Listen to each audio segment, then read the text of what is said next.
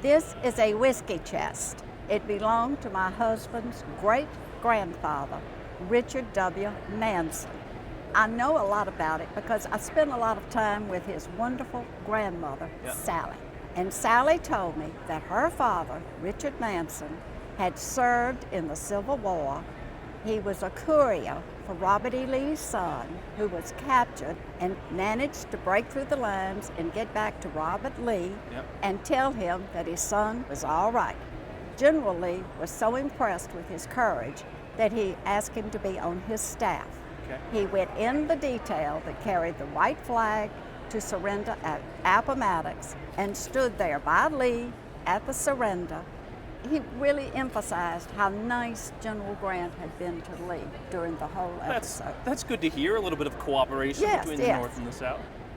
Well, I have to say, when he acquired it, it was probably somewhere in the neighborhood of 30 to 50 years old already. You called it a whiskey chest. Sometimes they call it a bottle case.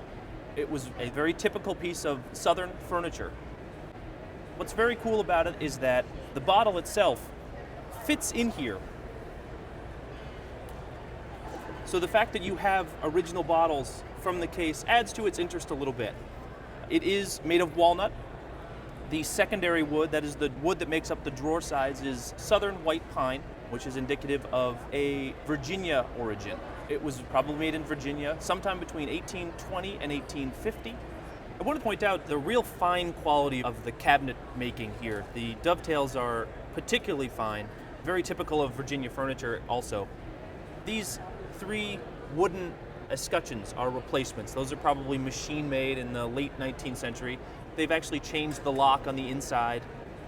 The collectors for pieces of furniture like this will like that it's small, they'll like that it's from the South. The fact that the provenance of this piece is so strong, that you have an unbroken line of descent from somebody who was very in touch with Robert E. Lee, adds a little bit of oomph to the value. I would think in an auction, it would probably bring somewhere in the neighborhood of $4,000 to $6,000. Really? Yeah.